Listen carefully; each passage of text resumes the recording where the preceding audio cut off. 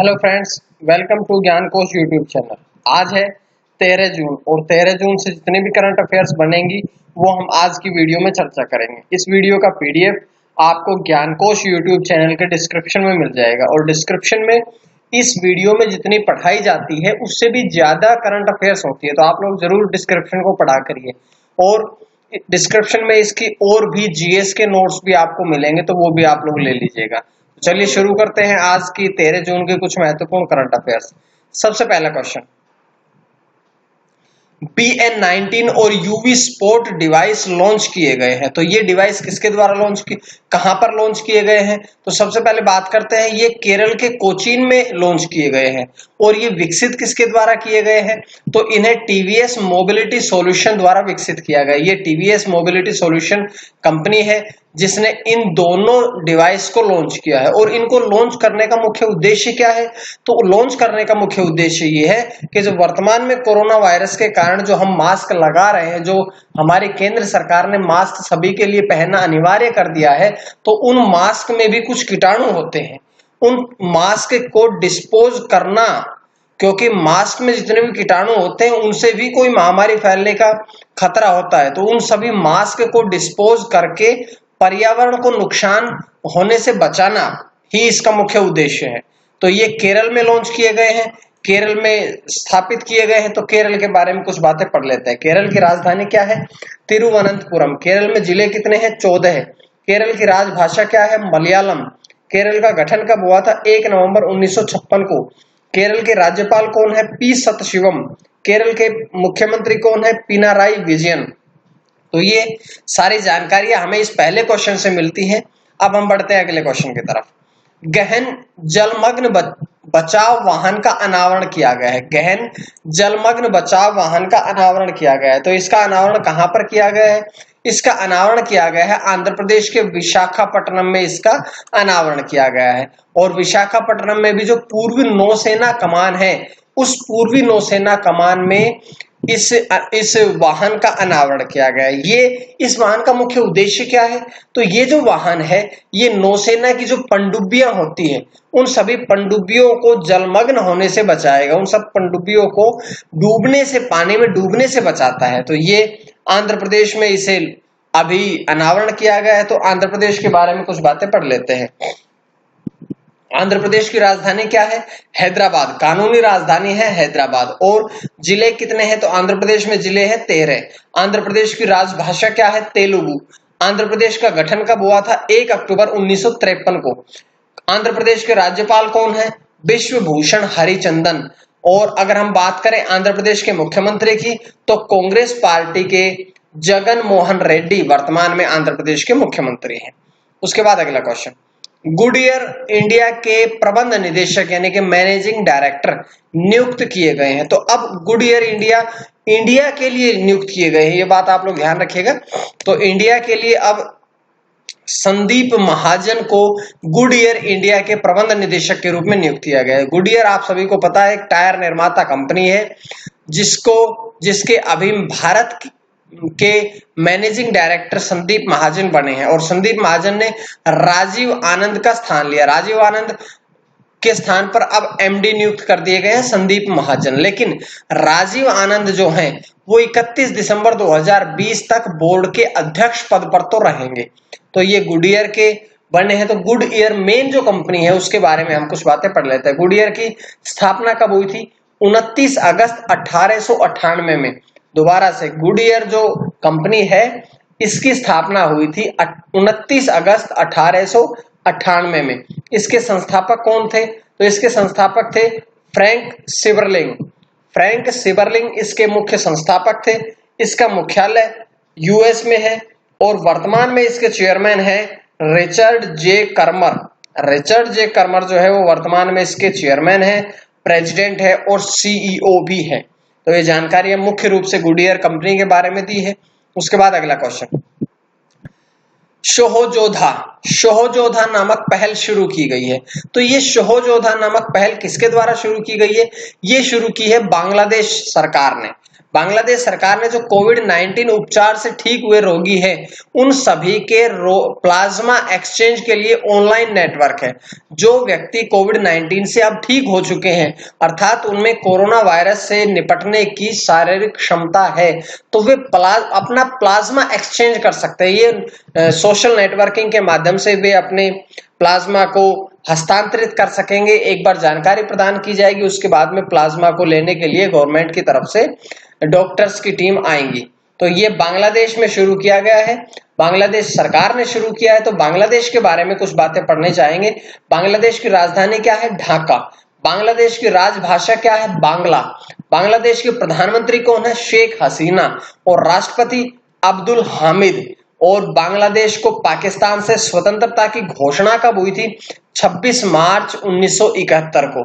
और विजय दिवस मनाते हैं बांग्लादेश 16 दिसंबर 1971 को। तो ये जानकारी हमने बांग्लादेश के बारे में पढ़ी है। उसके बाद अगली क्वेश्चन, जगनान चेदोडू जगन द्वारा हैंड होल्डिंग ये योजना शुरू की गई। जगन्नाथ चेदोडू नामक योजना शुरू की गई है। कहां पर? क्योंकि जगन मोहन रेड्डी के द्वारा, आंध्र प्रदेश के मुख्यमंत्री हैं, उन्हीं के द्वारा अभी एक जगनान चेदोडू नामक एक योजना शुरू की गई। इस योजना के द्वारा क्या होगा कि जो गरीब वर्ग है या जो नाई, धोबी और दर्जी वर्ग है, उनको वित्तीय सहायता प्रदान की जाएगी। ऐसा कहा जा रहा है कि आगामी वर्षों में उन्हें 10,000 रुपए की वित्तीय सहायता प्रदान की जाएगी। और ये आंध्र प्रदेश में शुरू हुई है, लेकिन हम आंध्र प्रदेश के बारे में पिछले क्वेश्चंस में पढ़ चुके हैं, तो हम आंध्र प्रदेश के बारे में नहीं पढ़ेंगे। सिर्फ इतना पढ़ेंगे कि जगनान चेदोडू जो योजना है वो आंध्र प्रदेश में शुरू की गई है। इसके द्वारा नाई, धोबी, दर्जी आदि को वित्तीय सहायता प्रदान की जाएगी। उसके बाद अगला क्वेश्चन, श्रीनगर रेलवे के पहले मुख्य क्षेत्र प्रबंधक CAM नियुक्त किए गए हैं। तो कौन बने हैं? अभी बने हैं साकिब यूसुफ। साकिब यूसुफ जो है वो वर्तमान में श्रीनगर रेलवे के पहले मुख्य क्षेत्र प्रबंधक बने हैं। वे भारतीय रेलवे यातायात सेवा के अधिकारी थे जो अब CAM नियुक्त किए गए हैं। तो ये जानकारियां इस क्वेश्चन के बारे में पढ़ी, लेकिन वो भारतीय रेलवे यातायात सेवा में थे। तो कुछ बातें हम भारतीय रेलवे के बारे में पढ़ लेते हैं। भारतीय रेलवे के बारे में पढ़ते हैं। तो भारतीय रेलवे की स्थापना कब हुई थी? 8 मई 1845 में। इसका मुख्यालय कहाँ पे है? तो इसका मुख्यालय है नई दिल्ली में। वर्तमान में ये रेलवे मिनिस्टर कौन है? तो पीयूष गोयल जो है वो वर्तमान में रेल मिनिस्टर है। और ministry of state for railways कौन है, यानी कि राज्य मंत्री कौन है? सुरेश अंगाड़ी।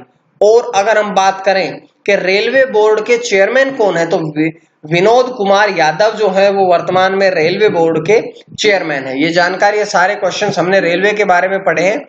उसके बाद हम बढ़ते हैं अगले क्वेश्चन की तरफ।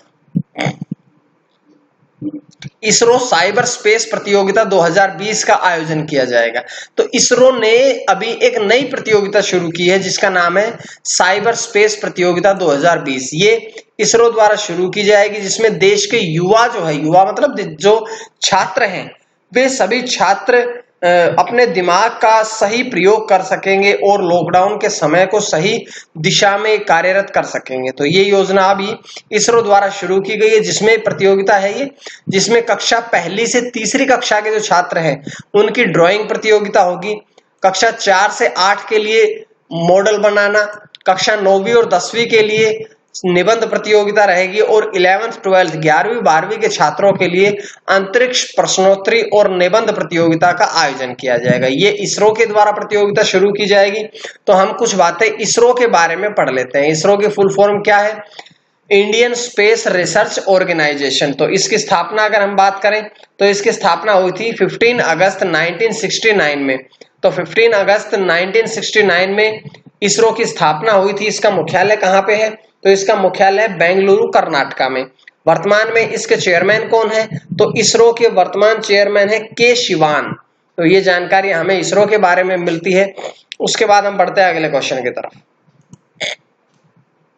Medal of the order of Australia से सम्मानित किया गया है। तो अभी medal of the order of Australia से किसे सम्मानित किया गया है?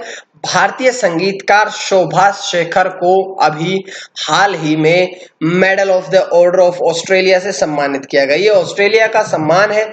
और अगर हम बात करें शोभा शेखर की, तो शोभा शेखर जो है वो भारतीय संगीतकार हैं और वे ऑस्ट्रेलिया के कलाकृति संगीत संगठन के संस्थापक भी है। ऑस्ट्रेलिया में एक संगीत संगठन है जिसका नाम है कलाकृति संगीत संगठन। इसके संस्थापक भी कौन है? शोभा शेखर। और उन्हें यह पुरस्कार समुदाय और देश के लिए उनकी सेवा के लिए प्रदान किया गया है। तो ये इस पुरस्कार से भी संबंधित हमने जानकारियां पढ़ी है। उसके बाद अगला क्वेश्चन, कोविड-19 के कारण एशियाई शांति पुरस्कार रद्द किए गए। अब एशियाई शांति पुरस्कार को फिलीपीन शांति पुरस्कार भी कहा जा सकता है। इसका नाम क्योंकि फिलीपीन के राष्ट्रपति के नाम पर रखा गया था, जिनकी मृत्यु 1957 में विमान दुर्घटना में हो गई थी। बहुत ही प्रसिद्ध राष्ट्रपति थे जिनकी मृत्यु के बाद ये जो पुरस्कार है ये शुरू किया गया था। इससे पहले ये 1970 में वित्तीय संकट आ गया था, उस समय भी रद्द कर दिया गया था। और 1990 में विनाशकारी भूकंप के कारण भी ये पुरस्कार रद्द किया जा चुका है। तो अब इस पुरस्कार को तीसरी बार रद्द किया गया है 2020 में कोविड-19 के कारण। अब हम पढ़ते हैं आज के आखिरी क्वेश्चन की तरफ। यूक्रेनी मुक्केबाज ओलेक्सांद्र ग्वोर्जिक के संन्यास का ऐलान किया है। तो उन्होंने अपने संन्यास का ऐलान किया है। वे 2012 में ओलंपिक लाइट हैवीवेट चैंपियन वर्ग में यूक्रेन का प्रतिनिधित्व कर चुके हैं और केवल प्रतिनिधित्व ही नहीं किया बल्कि उन्होंने इस प्रतियोगिता में कांस्य पदक भी जीता था। और 2018 में उन्होंने WBC पुरस्कार भी जीता है, ये भी मेडल जीता है। जो अपने प्रतिद्वंदी को हराया था, वे प्रतिद्वंदी लगातार 5 वर्षों से WBC का खिताब जीत रहे थे, लेकिन इन्होंने उनको हरा करके वो खिताब अपने नाम किया था 2018 में। अब उन्होंने संन्यास का मुक्केबाजी से संन्यास का ऐलान कर दिया है। तो ये थी आज की कुछ महत्वपूर्ण करंट अफेयर्स। उम्मीद है आपको पसंद आई होगी। अगर पसंद आई तो आप लोग चैनल को सब्सक्राइब करें ताकि आपको डेली वीडियोस और सुबह 9 बजे आपको जीएस का टॉपिक भी मिलेगा, तो आप लोग वो भी जरूर पढ़िएगा। आज के लिए इतना ही। मां सरस्वती की कृपा आप सभी पर बनी रहे। आप सभी का बहुत बहुत धन्यवाद।